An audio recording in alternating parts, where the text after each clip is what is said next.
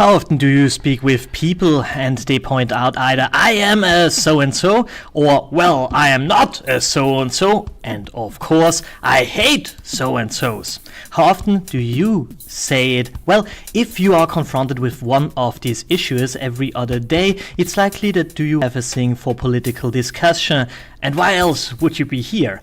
And this video is for you and should help you to understand some little details.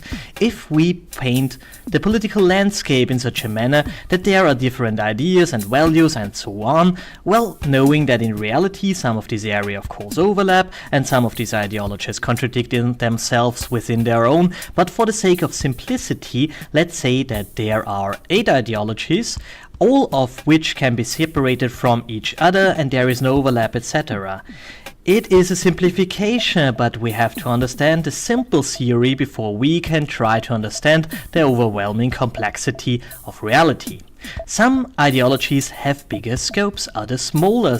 As an example, the purple ideology cares only about one thing. Let's say that purple people should have a state for their own. That's about it. They don't care about anything else, like what nature this state should have.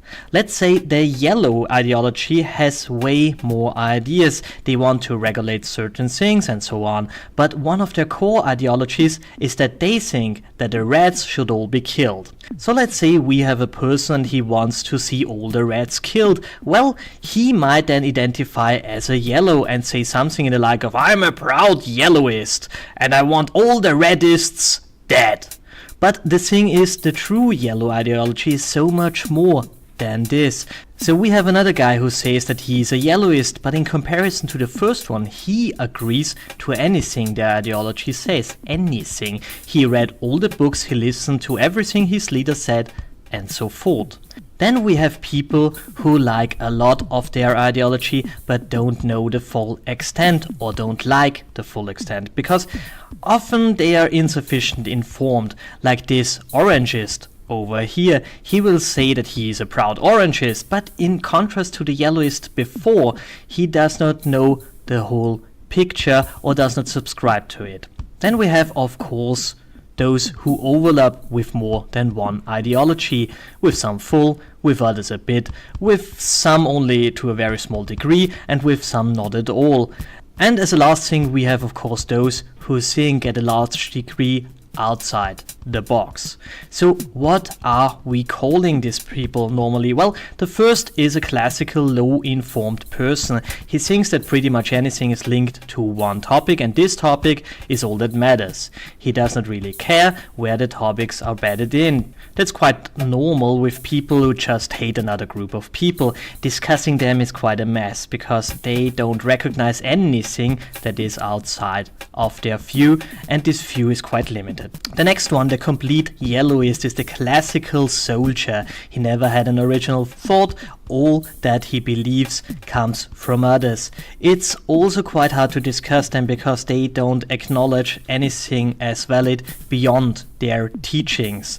That's classical religious people, but also people like Marxists, people who believe. Then we have people who are widely engaged in their ideology but don't know the whole story. That's normally young people who are within the influence of somebody who brainwashes them.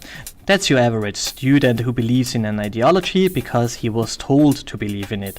If anything goes well, he will become one of the soldiers, but he has yet to learn about the darker parts of the ideology. These people can switch and will often switch if they have the capability to think for their own and get encouraged to do so by someone they can look up to. Next, we have these free thinkers. People like them like to stroll the gardens of ideas and pick whatever they see fit. That's your skeptic and that's your centrists and whatever you want to call them. These people who see labels as somewhat limiting. And finally we have the visionaries who see possibly new ways. That's the people who write normally the books others live by 100 years later.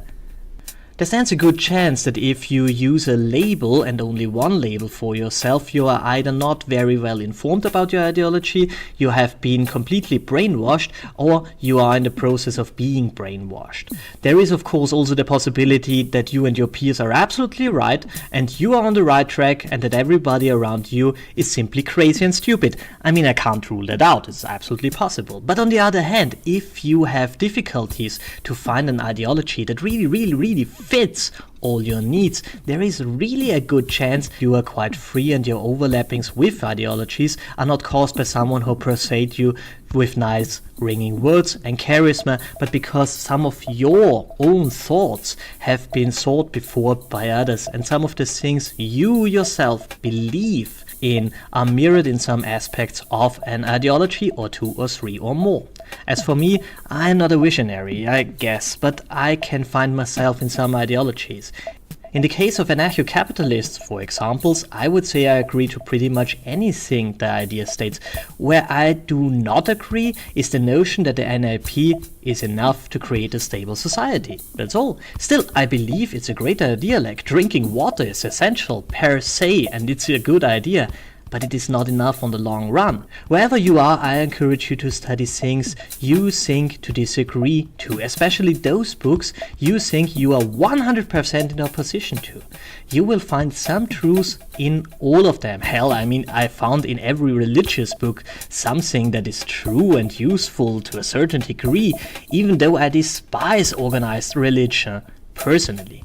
But accept it as something most people outright need. Try to look above the limits, observe this stuff, don't be afraid to learn, to go beyond the limits your teachers and leaders and holy men and so on told you never to cross. Wander the garden of ideas. It's filled with mud holes, I guarantee you that, and wonderful flowers. You will get out dirty, but it's worth it. As always, thanks for watching, like, share, subscribe, and have a wonderful time.